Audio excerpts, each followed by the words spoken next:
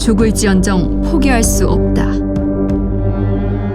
관군과 의병들의 연합군, 어느 때보다 강력한 지휘체계가 필요한 때였지만 오히려 관군이 성을 빠져나가는 등 시국은 혼란스러웠다. 그렇다면 이들을 지휘해야 할 권율과 선거위 등의 관군들은 왜 서둘러 진주성을 빠져나간 것일까? 단초가 되는 사건이 있었다. 일본군이 시시각각 진주성으로 밀려오자 권율과 이빈 등 조선군 수뇌부와 김천희를 비롯한 많은 의병장들이 의령에 모여 계책을 논의했다. 진주성을 구원하기 위한 전략적 회동이었다. 하지만 전 병력을 동원해 진주성을 함락시키기 위해 다가오는 적 앞에서 진주성을 구원할 뾰족한 수가 없었다. 압도적인 적의 숫자에 회합에 모인 장수들은 전투 전부터 균열을 보였다. 진주성 전투 참여를 놓고 관군 장수와 의병과 의병들 간의 첨예하게 의견이 엇갈렸다. 난중 잠록에는 당시의 상황을 이렇게 기록하고 있다. 순변사 이빈이 여러 장수와 의병을 모아 의논하기를 흉적의 계획이 반드시 진주를 함락시키고 말 것이니 먼저 들어간 군사로서는 지키기 어렵다. 의병을 더 보내면 기세를 더할 수 있으리라 하며 진주성, 수성의 의병들의 동참을 요청했다. 이에 의병장 곽재우는 지금 적병의 세력을 당해낼 수가 없는데 삼리대는 외로운 성이 어찌 능히 지켜낸단 말이오. 하물며 모든 군사가 다 성중으로 들어가 버리면 또 밖에서 응원하는 세력이 없어지니 나는 마땅히 밖에 있어 응원이 되고 성에는 들어가지 않겠소라며 거절하고 응하지 않았다. 이에 경상우 감사 김륵이 크게 노해 장군이 대장의 영을 따르지 아니하니 군율은 어찌하겠소라고 하자 곽재우도 한 몸이 죽고 사는 것은 아깝지 않으나 100번 싸운 군사를 어찌 잃는단 말이오. 나는 차라리 자결을 할지언정 성에는 들어가지 않겠소라며 재차 입성을 거부했다.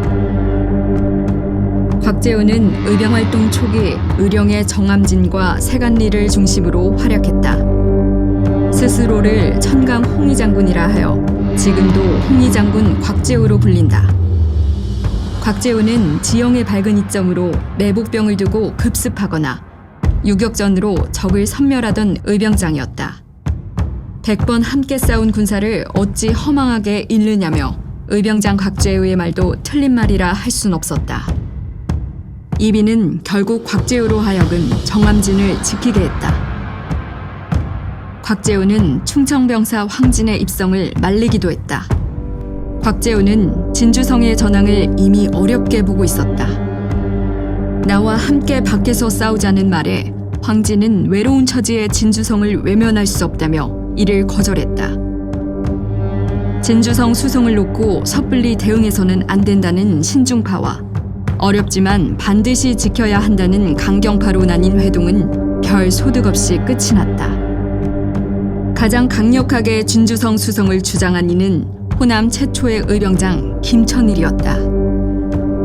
제 아무리 적이 10만 대군이라 할지라도 나는 진주성에서 그러한 적이 두려워 물러서지 않을 것이다. 행주대첩 등에 참전한 김천일은 호남과 가까운 진주를 버린다면 호남도 지킬 수 없다고 판단한 것이다. 김천일과 함께 뜻을 같이 한 많은 호남 의병들이 진주성으로 들어왔다. 6월 14일이었다. 김천일이 조정에 올린 보고에 의하면 서예원은 성 안에 있지 않았다. 진주 목사가 성을 비우고 어디에 갔던 것일까?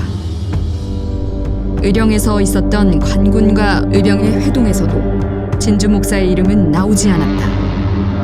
서예원은 당시 진주에서 400여리 떨어진 상주로 명예사신을 맞으러 나가 있었다. 상주에는 명나라 유격장 왕필적이 당도해 있었다. 진주성의 위기가 다가오던 때 진주 목사는 명예사신을 접대하기 위해 자리를 비우고 있었다. 이 또한 전투의 앞날을 예측해 볼 수 있는 대목이다. 류성룡이 진주 목사 서예원과 판관 성수경 장군에게 진주로 복귀하라는 명령을 내렸다.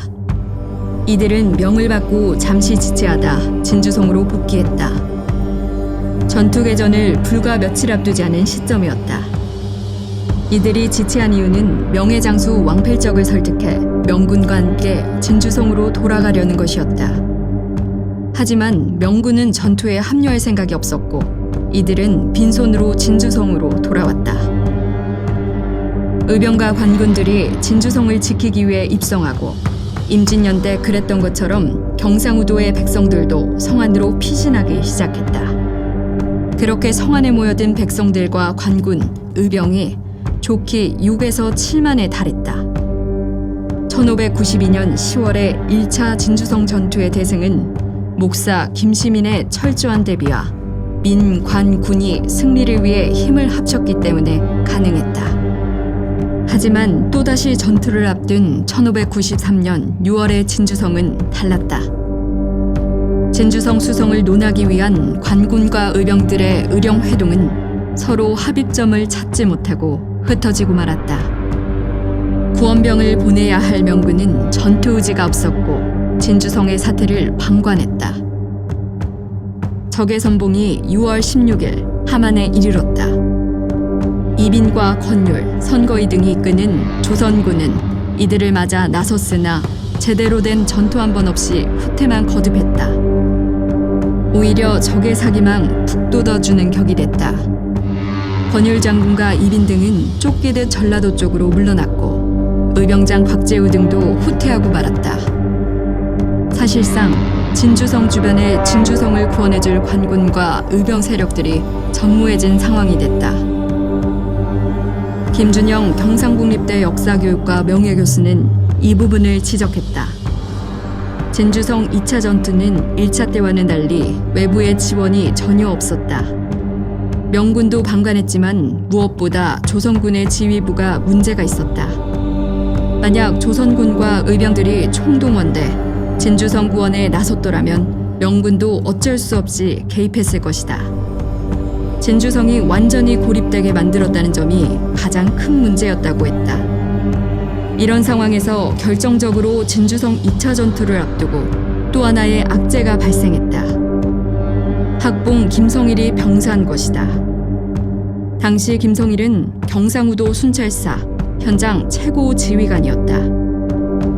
1차 전투가 끝나고 진주대첩 승첩인 진주수성 승첩장을 올린 인물이기도 하다.